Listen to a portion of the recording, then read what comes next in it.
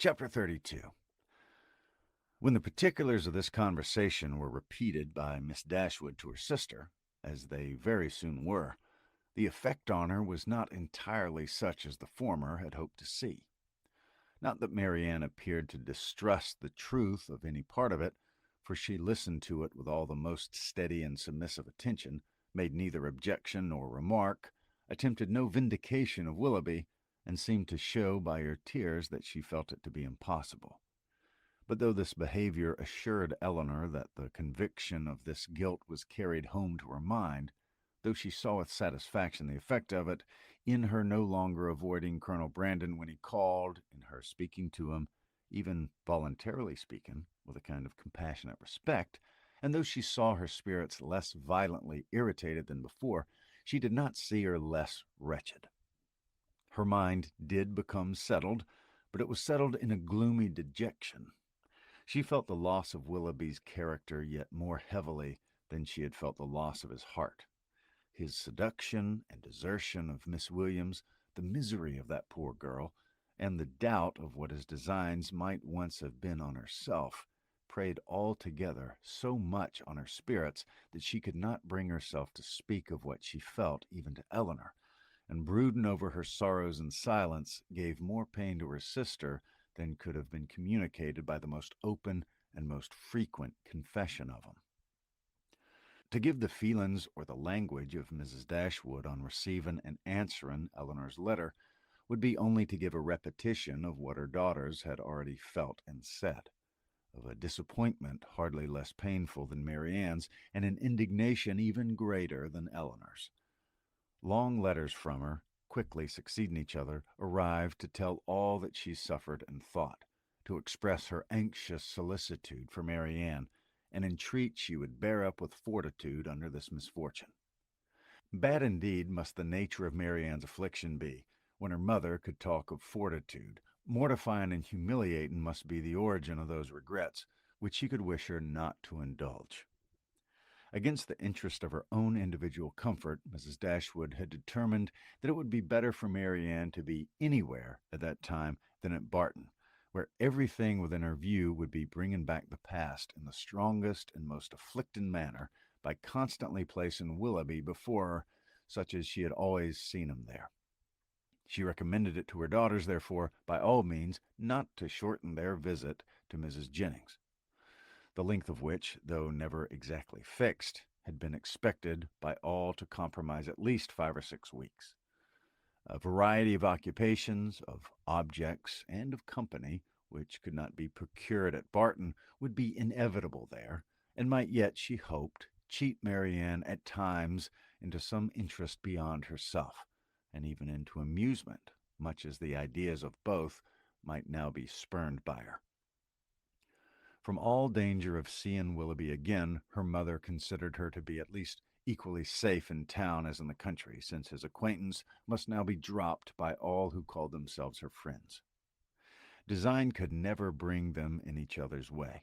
Negligence could never leave them exposed to a surprise, and chance had less in its favor in the crowd of London than even in the retirement of Barton, where it might force him before her while paying that visit at Allenham on his marriage, which Mrs. Dashwood, from foreseeing at first as a probable event, had brought herself to expect as a certain one. She had yet another for wishing her children to remain where they were. A letter from her son-in-law had told her that he and his wife were to be in town before the middle of February, and she judged it right that they should sometimes see their brother. Marianne had promised to be guided by her mother's opinion, and she submitted to it therefore without opposition, though it proved perfectly different from what she wished and expected, though she felt it to be entirely wrong, formed on mistaken grounds, and that by requiring her long continuance in London, it deprived her of the only possible alleviation of her wretchedness, the personal sympathy of her mother, and doomed her to such society and such scenes as might prevent her ever knowing a moment's rest.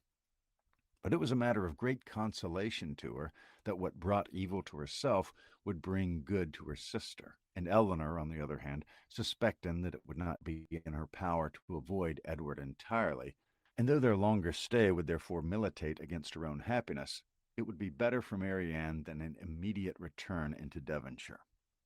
Her carefulness in guarding her sister from ever hearing Willoughby's name mentioned was not thrown away. Marianne, though without knowing it herself, reaped all its advantage. Nor Sir John, nor even Mrs. Palmer herself, ever spoke of him before her. Eleanor wished that the same forbearance could have extended towards herself, but that was impossible, and she was obliged to listen day after day to the indignation of them all. Sir John could not have thought it possible. A man of whom he had always had such reason to think well, such a good-natured fellow.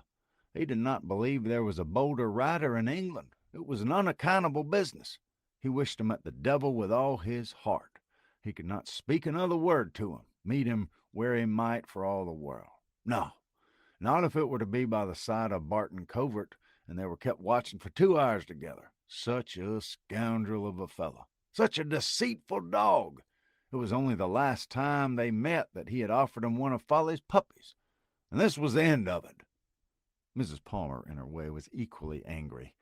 She was determined to drop his acquaintance immediately, and she was very thankful she had never been acquainted with him at all. She wished with all her heart Combe Magna was not so near Cleveland, but did not signify, for it was a great deal too far off to visit. She hated him so much that she was resolved never to mention his name again, and she should tell everybody she saw how good for nothing he was. The rest of Mrs. Palmer's sympathy was shown in procuring all the particulars in her power of the approaching marriage and communicating them to Eleanor. She could soon tell at what coachmakers the new carriage was building, by what painter Mr. Willoughby's portrait was drawn, and at what warehouse Miss Grey's clothes might be seen. The calm and polite unconcern of Lady Middleton on the occasion was a happy relief to Eleanor's spirits, oppressed as they often were by the clamorous kindness of the others. It was a great comfort to her to be sure of exciting no interest in one person at least among their circle of friends. A great comfort to know that there was one who would meet her without feeling any curiosity after particulars or any anxiety for her sister's health. Every qualification is raised at times by the circumstances of the moment to more than its real value, and she was sometimes worried down by officious condolence to rate good breeding as more indispensable to comfort than good nature. Lady Middleton expressed her sense of the affair about once every day, or twice, if the subject occurred very often, by saying, "It's very shocking indeed," and by the means of this continual though gentle vent was able not only to see the Miss Dashwoods from the first without the smallest emotion, but very soon to see him without recollecting a word of the matter, and having thus supported the dignity of her own sex and spoken her decided censure of what was wrong in the other, she thought herself at liberty to attend to the interest of her own assemblies, and therefore determined, though rather against the opinion of Sir John, that as Mrs. Willoughby would at once be a woman of elegance and fortune, to leave her card with her as soon as she married. Colonel Brandon's delicate, unobtrusive inquiries were never unwelcome to Miss Dashwood. He had abundantly earned the privilege of intimate discussion of her sister's disappointment by the friendly zeal with which he had endeavored to soften it, and they always conversed with confidence. His chief reward for the painful exertion of disclosing past sorrows and present humiliations was given in the pitying eye with which Marianne sometimes observed him, and the gentleness of her voice whenever, though it didn't happen often, she was obliged, or could oblige herself, to speak to him. These assured him that his exertion had produced an increase of goodwill towards himself, and these gave Eleanor hopes of it being farther augmented hereafter. But Mrs. Jennings, who knew nothing of all this, who knew only that the colonel continued as grave as ever, and she could neither prevail on him to make the offer himself, nor commission her to make it for him, began at the end of 2 days to think that, instead of midsummer, they would not be married till Michaelmas, and at the end of the week that it would not be a match at all. The good understanding between the colonel and Miss Dashwood seemed rather to declare that the honors of the mulberry tree, the canal, and the yew arbor would all be made over to her, and Mrs. Jennings had for some time ceased to think at all of Mrs. Ferrars. Early in February, within a fortnight from the receipt of Willoughby's letter, Eleanor had the painful office of informing her sister that he was married. She had taken care to have the intelligence conveyed to herself as soon as it was known that the ceremony was over, as she was desirous that Marianne should not receive the first notice of it from the public papers, which she saw her eagerly examining every morning. She received the news with resolute composure, made no observation on it, and at first shed no tears. But after a short time they would burst out, and for the rest of the day she was in a state hardly less pitiable than when she had first learnt to expect the event. The Willoughbys left town as soon as they were married, and Eleanor now hoped, as there could be no danger of her seeing either of them, to prevail on her sister, who had never yet left the house since the blow first fell, to go out again by degrees as she had done before. About this time the two Miss Steeles, lately arrived at their cousin's house in Bartlett's Buildings, Holborn, presented themselves again before their more grand relations in Conduit and Berkeley Streets, and were welcomed by them all with great cordiality. Eleanor only was sorry to see him. Their presence always gave her pain, and she hardly knew how to make a very gracious return to the overpowering delight of Lucy in finding her still in town. "I should have been quite disappointed if I had not found you still here," she had said repeatedly, with strong emphasis on the word, "but I always thought I should. I was almost sure you would not leave London yet a while, though you told me, at Barton, that you should not stay above a month. But I thought at the time that you would most likely change your mind when it came to the point. It would have been such a great pity to have went away before your brother and sister came. And now to be sure you'll be in no hurry to be gone, I'm amazingly glad you did not keep to your word." Eleanor perfectly understood her, and was forced to use all her command to make it appear she did not. "Well, my dear," said Mrs. Jennings, "and how did you travel?" "Not in the stage, I assure you," replied Miss Steele, with quick exultation. "We came post all the way, and had a very smart beau to attend us. Dr. Davies was coming to town, and so we thought we'd join him in a post chaise, and he behaved very genteelly, and paid 10 or 12 shillings more than we did." "Oh, oh!" cried Mrs. Jennings, "very pretty indeed. And the doctor's a single man, I warrant you?" "There now," said Miss Steele, affecting simpering. "Everybody laughs at me so about the doctor, and I can't think why. My cousins say they're sure I've made a conquest, but for my part I declare I never think about him more than 1 hour's into another. Lord, here comes your beau, Nancy. Nancy, my cousin, said the other day when she saw him crossing the street to the house, 'My beau indeed,' said I. 'I cannot think who you mean.' The doctor's no beau of mine." Oh, well, that's very pretty taken, but it won't do. The doctor is the man, I see."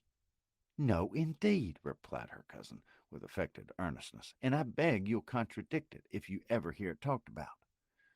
Mrs. Jennings directly gave her the gratifying assurance that she certainly would not, and Miss Steele was made completely happy. "I suppose you'll go and stay with your brother and sister, Miss Dashwood, when they come to town?" said Lucy, returning after a cessation of hostile hints to the charge. "No, I do not think we shall." "Oh, yes, I dare say you will." Eleanor would not humor her by any further opposition. "What a charming thing it is that Mrs. Dashwood can spare you both for so long a time together." "Long a time indeed," interposed Mrs. Jennings. "Why, their visit is just but begun." Lucy was silenced. "I'm sorry we cannot see your sister, Miss Dashwood," said Miss Steele. "I'm sorry she's not well," for Marianne had left the room on their arrival. "Oh, you're very good. My sister will be equally sorry to miss the pleasure of seeing you, but she has been very much plagued lately with nervous headaches, which makes her unfit for company or conversation." "Oh, dear, that's such a great pity. But such old friends as Lucy and me. I thought she might see us, but I'm sure we would not speak a word." Eleanor, with great civility, declined the proposal. Her sister was perhaps laid down upon the bed, or in her dressing gown, and therefore not able to come to him. "Oh, if that's all," cried Miss Steele, "we can just as well go and see her." Eleanor began to find this impertinence too much for her temper, and she was saved the trouble of checking it by Lucy's sharp reprimand, which now, as on many occasions, though it did not give as much sweetness to the manners of one sister, was of advantage in governing those of the other.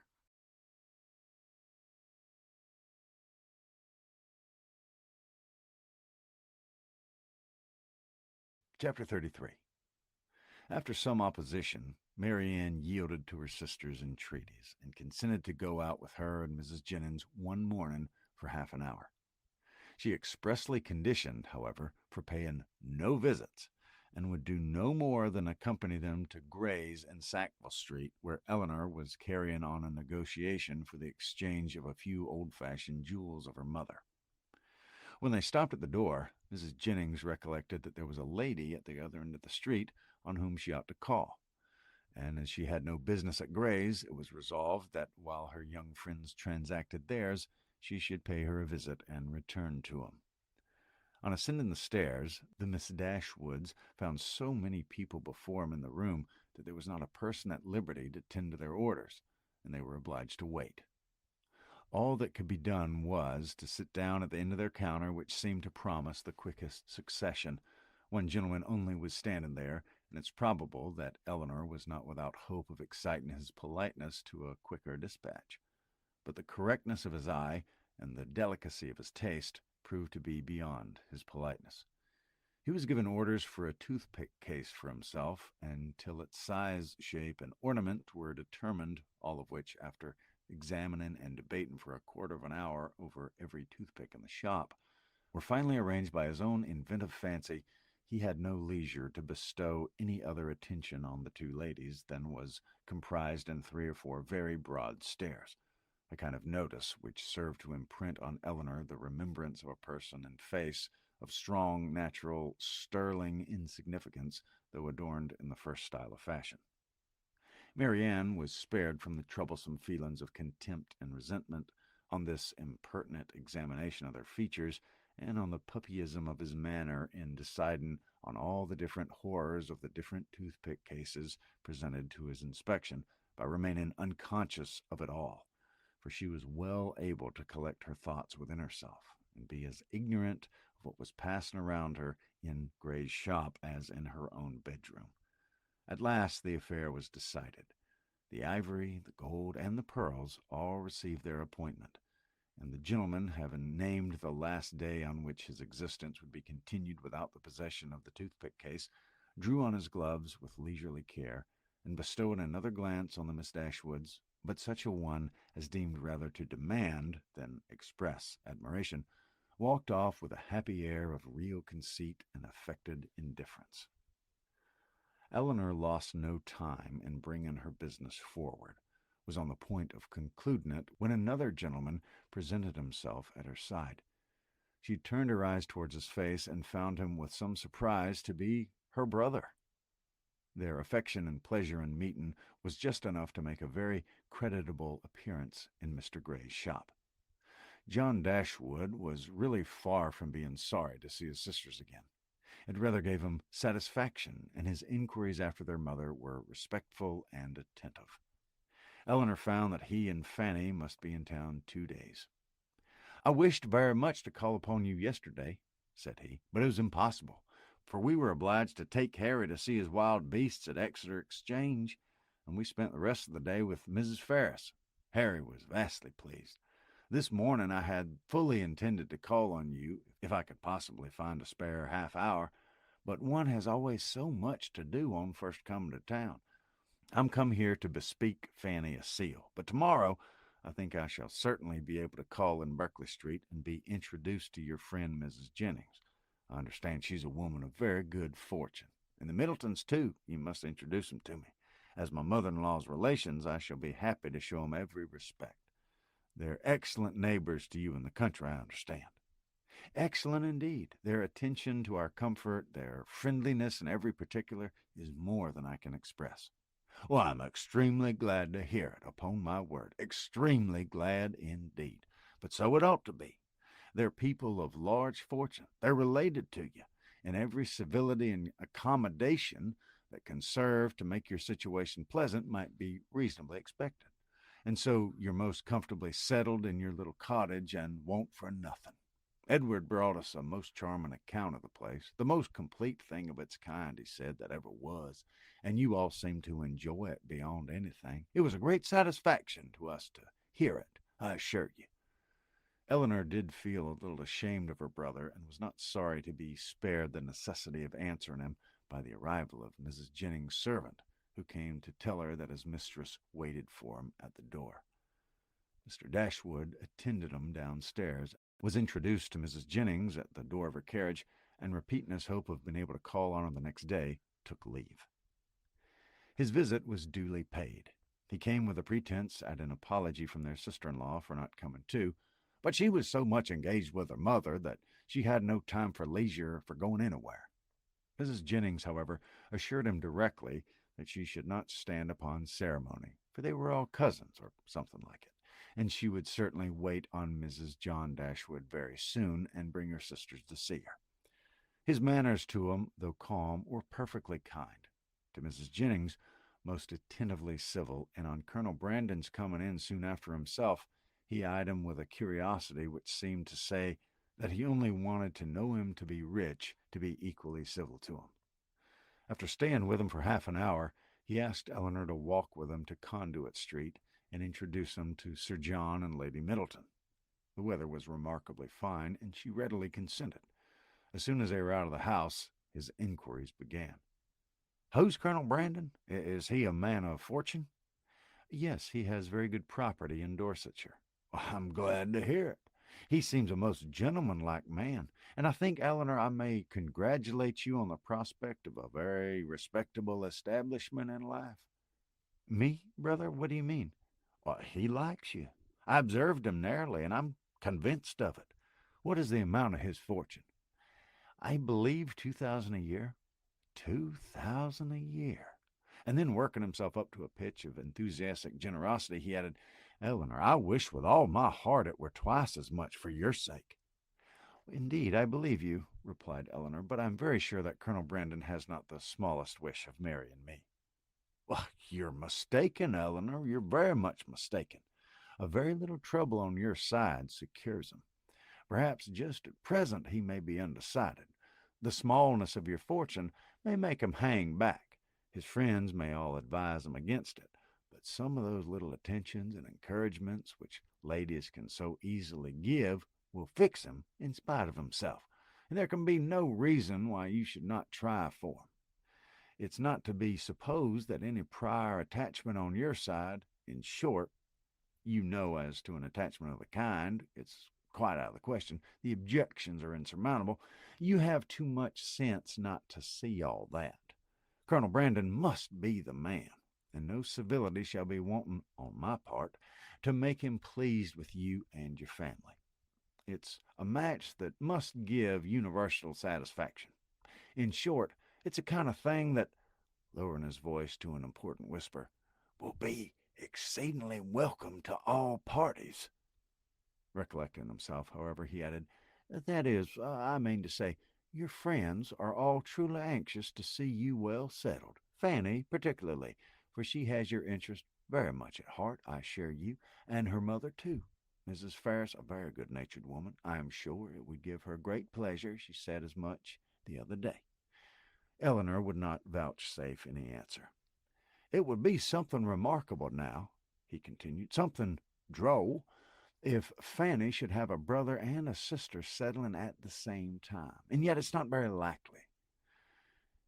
"Is Mr. Edward Ferris," said Eleanor with resolution, "going to be married?" "Well, it's not actually settled, but there is such a thing in agitation. He has a most excellent mother. Mrs. Ferris, with the utmost liberality, will come forward and settle on him 1,000 a year if the match takes place. The lady is the Honourable Miss Morton, only daughter of the late Lord Morton, with 30,000 pounds. A very desirable connection on both sides, and I have no doubt of its taking place in time. 1,000 a year is a great deal for a mother to give away, to make over forever, but Mrs. Ferris has a noble spirit. To give you another instance of her liberality, the other day, as soon as we came to town, aware that money would not be very plenty with us just now, she put bank notes in Fanny's hand to the amount of 200 pounds, and extremely acceptable it is, for we must live at great expense while we're here." He paused for her assent and compassion, and she forced herself to say, "Your expenses both in town and country must certainly be considerable, but your income is a large one." "Not so large, I dare say, as many people suppose. I do not mean to complain, however. It's undoubtedly a comfortable one, and I hope will in time be better. The enclosure of Norland Common, now carrying on, is a most serious drain. And then I have made a little purchase within this past year, East Kingham Farm. You must remember the place where old Gibson used to live. The land was so very desirable for me in every respect, so immediately adjoining my property, that I felt it my duty to buy it. I could not have answered it to my conscience to let it fall into any other hands. A man must pay for his convenience, and it has cost me a vast deal of money." "More than you think it really and intrinsically worth." "Why, I hope I might have sold it again the next day for more than I gave. But with regard to the purchase money, I might have been very unfortunate indeed, for the stocks were at the time so low that if I had not happened to have the necessary sum in bankers' hands, I must have sold out to a very great loss." Eleanor could only smile. "Other great and inevitable expenses, too, we've had on first coming to Norland. Our respected father, as you well know, bequeathed all the Stanhill effects that remained at Norland, and very suitable they were, to your mother. Far be it from me to repine at his doing so. He had an undoubted right to dispose of his own property as he chose, but in consequence of it, we've been obliged to make large purchases of linen, china, etc., to supply the place of what was taken away. You may guess, after all these expenses, how very far we must be from being rich, and how acceptable Mrs. Ferris's kindness was." "Certainly," said Eleanor, and, assisted by her liberality, "I hope you may yet live to be in easy circumstances." "Another year or two may do much towards it," he gravely replied. "But, however, there's still a great deal to be done. There's not a stone laid of Fanny's greenhouse, and nothing but the plan of the flower garden marked out." "Where's the greenhouse to be?" "Upon the knoll behind the house. The old walnut trees are all come down to make room for it. It'll make a very fine object from many parts of the park, and the flower garden will slope down just before it and be exceedingly pretty. We've just cleared away all the old thorns that grew in patches over the brow." Eleanor kept her concern and her censure to herself, and was very thankful that Marianne was not present to share the provocation. Having now said enough to make his poverty clear, and to do away the necessity of buying a pair of earrings for each of his sisters, in his next visit at Gray's, his thoughts took a cheerfuller turn, and he began to congratulate Eleanor on having such a friend as Mrs. Jennings. "She seems a most valuable woman indeed. Her house, her style of living, all bespeak an exceeding good income, and it's an acquaintance that has not only been of great use to you hitherto, but in the end may prove materially advantageous. Her inviting you to town is certainly a vast thing in your favor, and indeed it bespeaks altogether so great a regard for you that in all probability, when she dies, you will not be forgotten. She must have had a great deal to leave." "Nothing at all, I should rather suppose, for she has had only her jointure, which will descend to her children." "But it's not to be imagined that she lives up to her income. Few people of common prudence will do that, and whatever she saves she'll be able to dispose of." "And do you not think it would be more likely that she will leave it to her daughters than to us?" "Her daughters have both exceedingly well married, and therefore I can't perceive the necessity of her remembering them farther. Whereas, in my opinion, by her taking such notice of you and treating you in this kind way, she's giving you a sort of claim on her future consideration, which a conscientious woman would not disregard. Nothing can be kinder than her behavior, and she can hardly do all this without being aware of the expectation it raises." "But she raises none in those most concerned. Indeed, brother, your anxiety for our welfare and prosperity carries you too far." "Why, to be sure," he said, seeming to recollect himself, "people have little, very little, in their power. But, my dear Eleanor, what is the matter with Marianne? She looks very unwell, has lost her color, and has grown quite thin. Is she ill?" She's not been well. She's had a nervous complaint on her for several weeks. Well, I'm sorry to hear that. At her time of life, anything of an illness destroys the bloom forever. Hers has been a very short one. She was a handsome girl last September as ever I saw, and is likely to attract a man. There was something in her beauteous style to please him particularly. I remember Fanny used to say that she would sooner marry and better than you did. Not but that she was exceedingly fond of you, but so it happened to strike her. She'll be mistaken, however. I question whether Mary Ann now will marry a man worth more than 500 or 600 a year at the utmost, and I'm very much deceived if you do not do better. Dorsetshire. I know very little of Dorsetshire. But, my dear Eleanor, I shall be exceedingly glad to know more of it, and I think I can answer for your having Fanny and myself among the earliest and best pleased of you visitors. Eleanor tried very seriously to convince him that there was no likelihood of her marrying Colonel Brandon, but it was an expectation of too much pleasure to himself to be relinquished, and he was really resolved on seeking an intimacy with that gentleman and promoting the marriage by every possible attention. He had just compunction enough for having done nothing for his sisters himself to be exceedingly anxious that everybody else should do a great deal, and an offer from Colonel Brandon or a legacy from Mrs. Jennings was the easiest means of atoning for his own neglect. They were lucky enough to find Lady Middleton at home, and Sir John came in before their visit ended. Abundance of civilities passed on all sides. Sir John was ready to like anybody, and though Mr. Dashwood did not seem to know much about horses, he soon set him down as a very good-natured fellow, while Lady Middleton saw enough of fashion in his appearance to think his acquaintance worth having, and Mr. Dashwood went away delighted with both. "I shall have a charming account to carry to Fanny," said he as he walked back with his sister. "Lady Middleton is really a most elegant woman. Such a woman as I am sure Fanny will be glad to know, and Mrs. Jennings, too, an exceedingly well-behaved woman, though not so elegant as her daughter. Your sister need not have any scruple even of visiting her, which, to say the truth, has been a little the case, and very naturally, for we only knew that Mrs. Jennings was the widow of a man who had got all his money in a low way, and Fanny and Mrs. Ferris were both strongly prepossessed that neither she nor her daughters were such kind of woman as Fanny would like to associate with, but now I can carry her a most satisfactory account of both."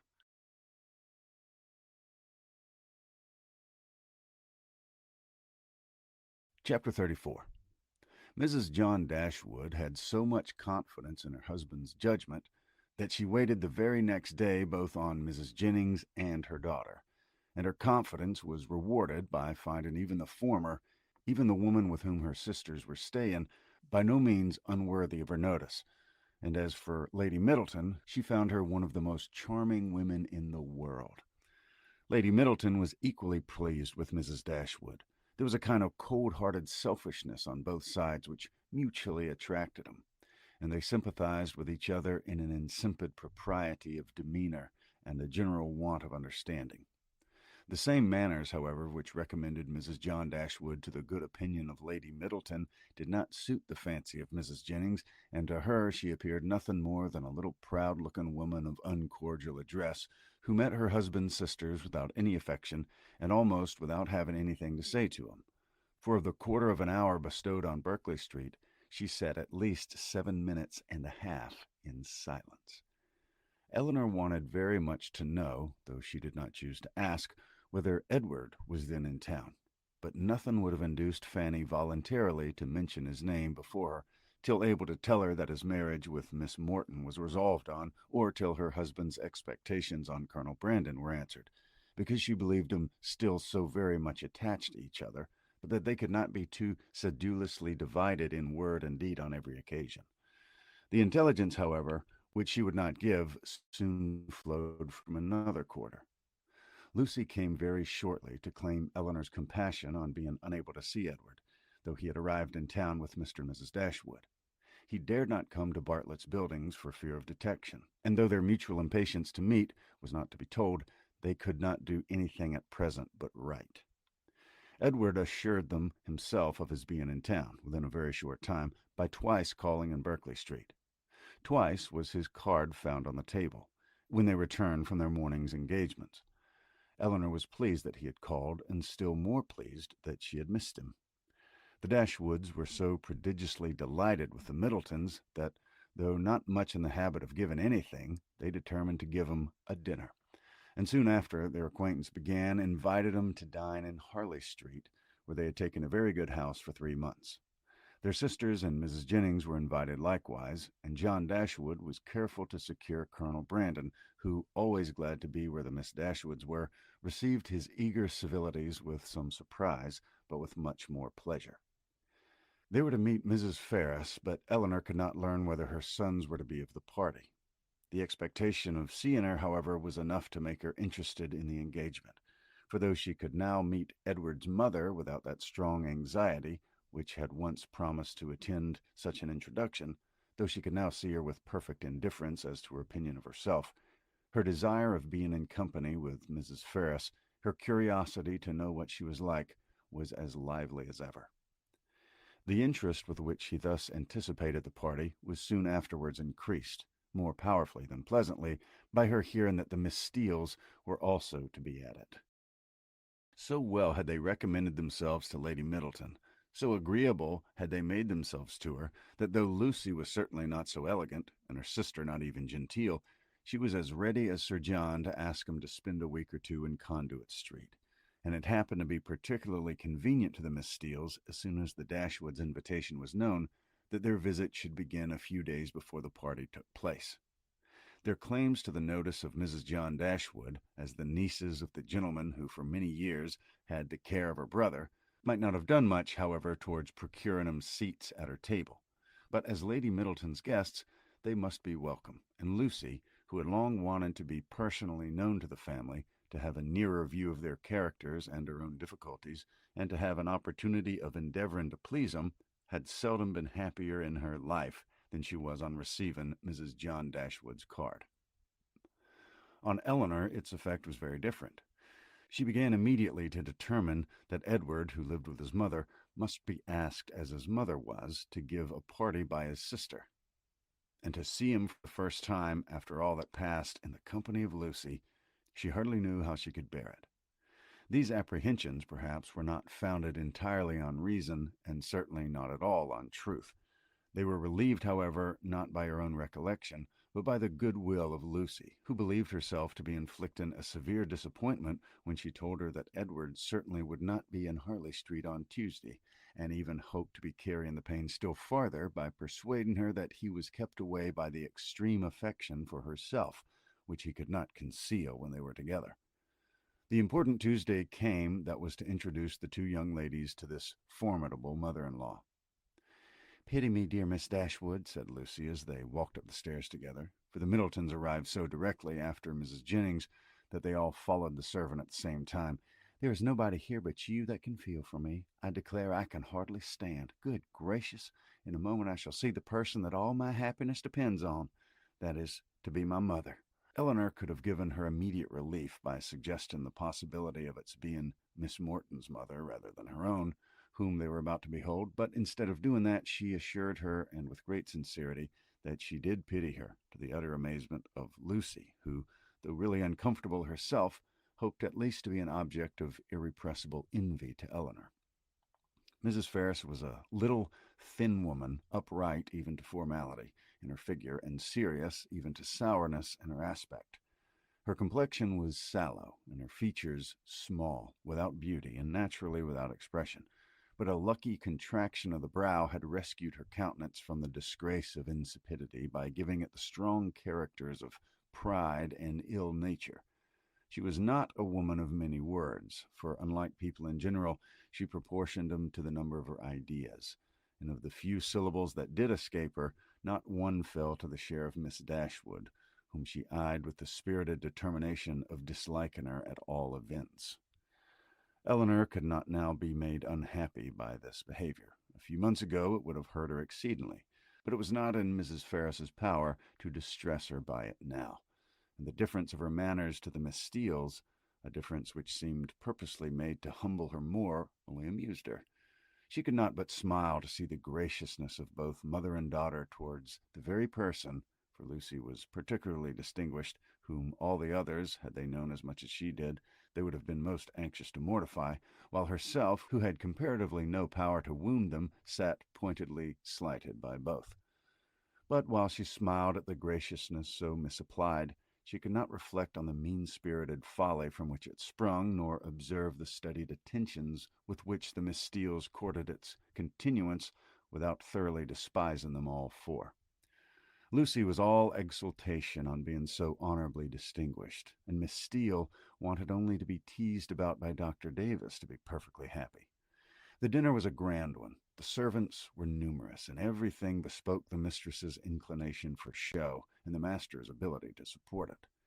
In spite of the improvements in the additions which were making to the Norland estate, and in spite of its owner having once been within some £1,000 of being obliged to sell it out at a loss, nothing gave any symptom of that indigence which he had tried to infer from it. No poverty of any kind, except of conversation, appeared. But there the deficiency was considerable. John Dashwood had not much to say for himself that was worth hearing, and his wife had still less. But there was no particular disgrace in this, for it was very much the case with the chief of their visitors, who almost all labored under one or other of these disqualifications for being agreeable: want of sense, either natural or improved, want of elegance, want of spirits, or want of temper. When the ladies withdrew to the drawing-room after dinner, this poverty was particularly evident, for the gentlemen had supplied the discourse with some variety, the variety of politics, enclosing land, and breaking horses. And then it was all over, and one subject only engaged the ladies till coffee came in, which was the comparative heights of Harry Dashwood and Lady Middleton's second son William, who were nearly of the same age. Had both the children been there, the affair might have been determined too easily by measuring them at once. But as Harry only was present, it was all conjectural assertion on both sides, and everybody had a right to be equally positive in their opinion, and to repeat it over and over again as often as they liked. The parties stood thus. The two mothers, though each really convinced that her own son was the tallest, politely decided in favor of the other. The two grandmothers, with not less partiality, but more sincerity, were equally earnest in support of their own descendant. Lucy, who was hardly less anxious to please one parent than the other, thought the boys were both remarkably tall for their age, and could not conceive that there could be the smallest difference in the world between them. And Miss Steele, with yet greater address, gave it as fast as she could in favor of each. Eleanor, having once delivered her opinion on William's side, by which she offended Mrs. Ferris and Fanny still more, did not see the necessity of enforcing it by any further assertion, and Marianne, when called on for hers, offended them all by declaring that she had no opinion to give, as she had never thought about it.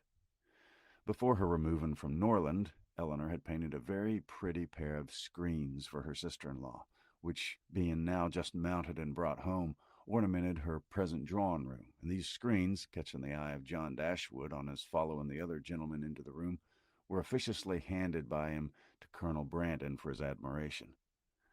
"These are done by my eldest sister," said he, "and you, as a man of taste, will, I dare say, be pleased with them. I don't know whether you ever happened to see any of her performances lately, but she is in general reckoned to draw extremely well." The colonel, though disclaiming all pretensions to connoisseurship, warmly admired the screens, as he would have done anything painted by Miss Dashwood, and on the curiosity of the others being of course excited, they were handed round for general inspection. Mrs. Ferris, not aware of their being Eleanor's work, particularly requested to look at them, and after they had received gratifying testimony of Lady Middleton's approbation, Fanny presented them to her mother, considerately informing her at the same time that they were done by Miss Dashwood. Said Mrs. Ferris. "Very pretty," and without regarding them at all, returned them to her daughter. Perhaps Fanny thought for a moment that her mother had been quite rude enough, for, coloring a little, she immediately said, "They are very pretty, ma'am, aren't they?" But then again, the dread having been too civil to encouraging herself probably came over her, for she presently added, "Do you not think there's something in Miss Morton's style of painting, ma'am? She does paint most delightfully. How beautifully her last landscape is done." "Beautifully indeed, but she does everything well." Marianne could not bear this. She was already greatly displeased with Mrs. Ferris, and such ill-timed praise of another at Eleanor's expense, though she had not any notion of what was principally meant by it, provoked her immediately to say with warmth, "This is admiration of a very particular kind. What is Miss Morton to us? Who knows, or who cares for? It's Eleanor of whom we think and speak." And so saying, she took the screens out of her sister-in-law's hands to admire them herself as they ought to be admired. Mrs. Ferris looked exceedingly angry, and drawing herself up more stiffly than ever, pronounced in retort, "Miss Morton is Lord Morton's daughter." Fanny looked very angry too, and her husband was all in a fright at his sister's audacity. Eleanor was much more hurt by Marianne's warmth than she had been by what produced it, but Colonel Brandon's eyes, as they were fixed on Marianne, declared that he noticed only what was amiable in it, the affectionate heart which could not bear to see a sister slighted in the smallest point. Marianne's feelings did not stop there. The cold insolence of Mrs. Ferris's general behavior to her sister seemed to her to foretell such difficulties and distresses to Eleanor as her own wounded heart taught her to think of with horror. And urged by a strong impulse of affectionate sensibility, she moved after a moment to her sister's chair and put one arm around her neck, one cheek close to hers, and said in a low but eager voice, "Dear, dear Eleanor, don't mind them. Don't let 'em make you unhappy." She could not say more. Her spirits were quite overcome, and hiding her face on Eleanor's shoulder, she burst into tears. Everybody's attention was called, and almost everybody was concerned. Colonel Brandon rose up and went to him without knowing what he did. Mrs. Jennings, with a very intelligent, "Ah, poor dear," immediately gave her salts, and Sir John felt so desperately enraged against the author of this nervous distress that he instantly changed his seat to the one close by Lucy Steele, and gave her in a whisper a brief account of the whole shocking affair. In a few minutes, however, Marianne had recovered enough to put an end to the bustle and sit down among the rest, though her spirits retained the impression of what had passed the whole evening. "Poor Marianne," said her brother to Colonel Brandon in a low voice, as soon as he could secure his attention. "She has not such good health as her sister. She is very nervous. She has not Eleanor's constitution, and one must allow that there is something very trying to a young woman who has been a beauty in the loss of her personal attractions. You would not think it, perhaps, but Marianne was remarkably handsome a few months ago, quite as handsome as Eleanor. Now you see it's all gone." Chapter 35. Eleanor's curiosity to see Mrs. Ferris was satisfied. She had found in her everything that could tend to make a further connection between the families undesirable. She had seen enough of her pride, her meanness, and her determined prejudice against herself to comprehend all the difficulties that must have perplexed the engagement and retarded the marriage of Edward and herself, had he been otherwise free. And she had seen almost enough to be thankful for her own sake that one greater obstacle preserved her from suffering under any other of Mrs. Ferris's creation, preserved her from an all dependence upon her caprice or any solicitude of her good opinion. Or at least, if she did not bring herself quite to rejoice in Edward's being fettered to Lucy, she determined that had Lucy been more amiable, she ought to have rejoiced. She wondered what Lucy's spirits could be so very much elevated by the civility of Mrs. Ferris, that her interest and her vanity should so very much blind her as to make the attention, which seemed only paid her because she was not Eleanor, appear a compliment to herself, or to allow her to derive encouragement from a preference only given to her because her real situation was unknown. But that it was so had not only been declared by Lucy's eyes at the time, but she was declared over again the next morning more openly, for at her particular desire, Lady Middleton set her down in Berkeley Street on the chance of seeing Eleanor alone to tell her how happy she was. The chance proved a lucky one, for a message from Mrs. Palmer soon after she arrived carried Mrs. Jennings away. "My dear friend," cried Lucy, as soon as they were by themselves, "I come to talk to you of my happiness. Could anything be so flattering as Mrs. Ferris's way of treating me yesterday? So exceeding affable as she was. And you know how I dreaded the thoughts of seeing her. But the very moment I was introduced, there was such a affability in her behavior as really should seem to say she had quite took a fancy to me. Now was it not so? You saw it all, and was not you quite struck with it?" "She was certainly very civil to you." "Civil? Did you see nothing but only civility? I saw a vast deal more. Such kindness as fell to the share of nobody but me. No pride, no halter, and your sister just the same, all sweetness and affability. Eleanor wished to talk of something else, but Lucy still pressed her to own that she had reason for her happiness, and Eleanor was obliged to go on. Undoubtedly, if they had known of your engagement, said she, nothing could be more flattering than their treatment of you. But as that was not the case, I guessed you would say so, replied Lucy quickly. But there was no reason in the world why Mrs. Ferris should seem to like me if she did not, and her liking me is everything.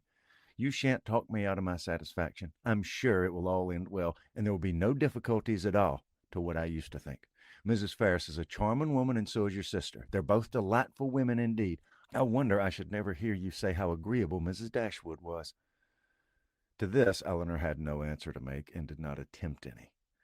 Are you ill, Miss Dashwood? You seem low. You don't speak. Sure you ain't well. I never was in better health. Well, I'm glad of it with all my heart, but really you do not look it. I should be sorry to have you ill. That have been the greatest comfort to me in the world.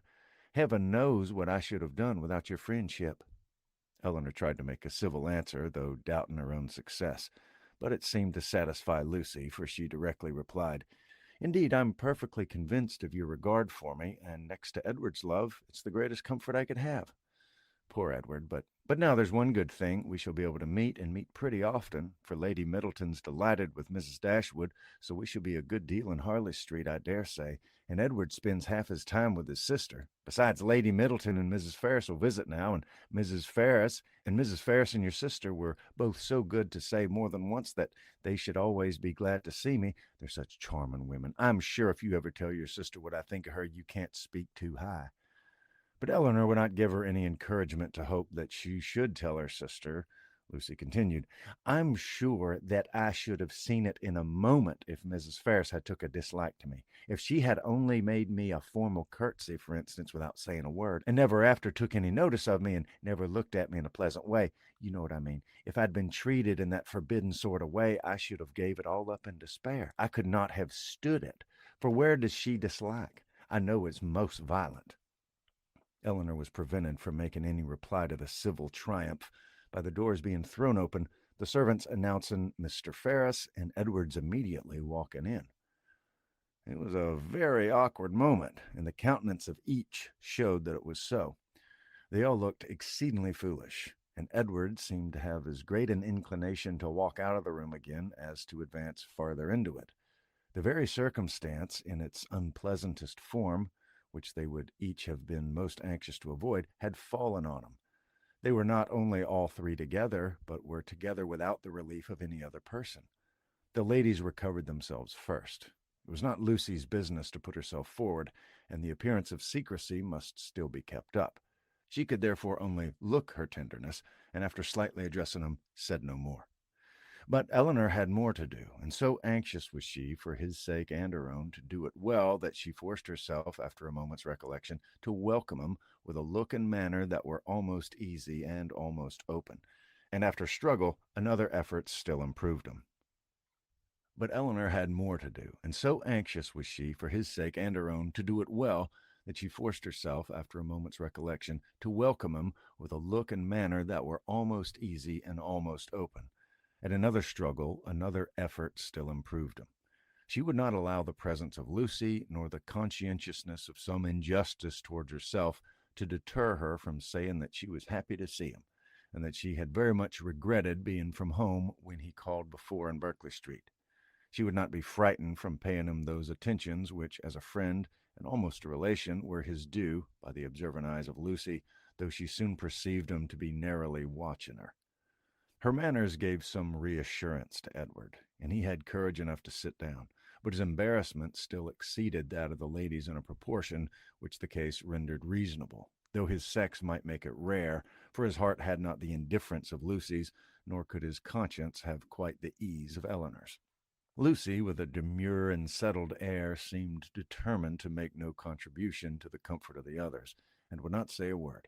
And almost everything that was said proceeded from Eleanor, who was obliged to volunteer all the information about her mother's health, their coming to town, etc., which Edward ought to have inquired about, but never did. Her exertions did not stop there, for she soon afterwards felt herself so heroically disposed as to determine, under pretense of fetching Marianne, to leave the others by themselves, and she really did it, and that in the handsomest manner, for she loitered away several minutes on the landing place with the most high-minded fortitude before she went to her sister. When that was once done, however, it was time for the raptures of Edward to cease, for Marianne's joy hurried her into the drawing-room immediately. Her pleasure in seeing him was like every other of her feelings, strong in itself and strongly spoken. She met him with a hand that would be taken and a voice that expressed the affection of a sister. "Dear Edward," she cried, "this is a moment of great happiness. This would almost make amends for everything." Edward tried to return her kindness as it deserved, but before such witnesses he declared not half what he really felt. Again they all sat down, and for a moment or two all were silent, while Marianne was looking with the most speaking tenderness, sometimes at Edward and sometimes at Eleanor, regretting only that their delight in each other should be checked by Lucy's unwelcome presence. Edward was the first to speak, and it was to notice Marianne's altered looks and express his fear of her not finding London agree with her. "Oh, don't think of me," she replied with spirited earnestness, though her eyes were filled with tears as she spoke. "Don't think of my health. Eleanor's well, you see, that must be enough for both of us." This remark was not calculated to make Edward or Eleanor more easy, nor to conciliate the goodwill of Lucy, who looked up at Marianne with no very benign expression. "Do you like London?" asked Edward, willing to say anything that might introduce another subject. "Not at all. I expected much pleasure in it, but I've found none. The sight of you, Edward, is the only comfort it has afforded, and thank heaven, you are what you always were." She paused. No one spoke. "I think, Eleanor," she added presently, "we must employ Edward to take care of us in our return to Barton. In a week or two, I suppose we shall be going, and I trust Edward will not be very unwilling to accept the charge."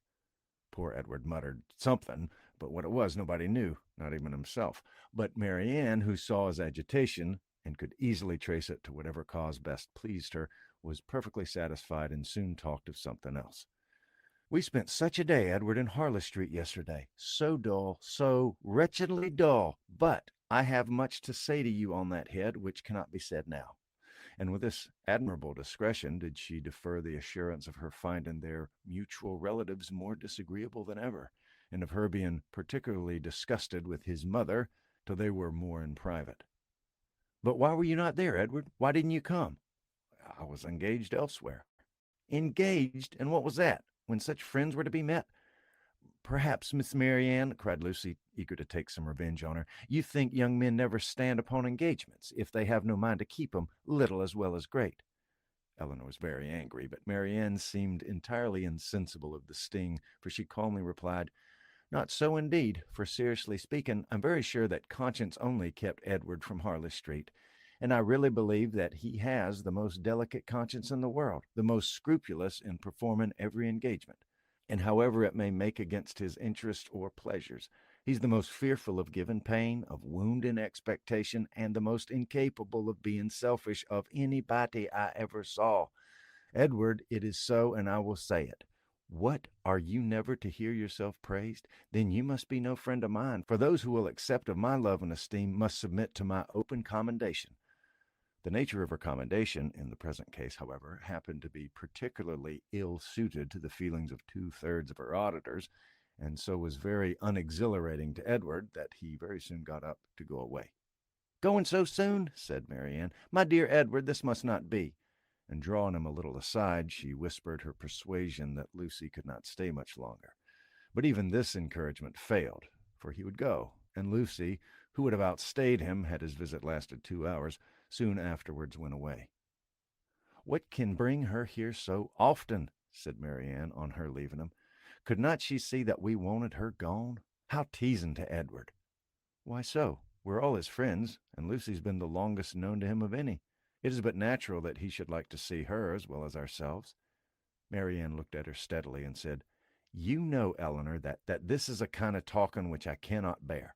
If you only hope to have your assertion contradicted, as I must suppose to be the case, you ought to recollect that I'm the last person in the world to do it. I cannot descend to be tricked out of assurances that are not really wanted." She then left the room, and Eleanor dared not follow her to say any more, for bound as she was by her promise of secrecy to Lucy, she could give no information that would convince Marianne, and painful as the consequences of her still continuing in error might be, she was obliged to submit to it. All that she could hope was that Edward would not often expose her or himself to the distress of hearing Marianne's mistaken warmth, nor to the repetition of any other part of the pain that had attended their recent meeting. And this she had every reason to expect.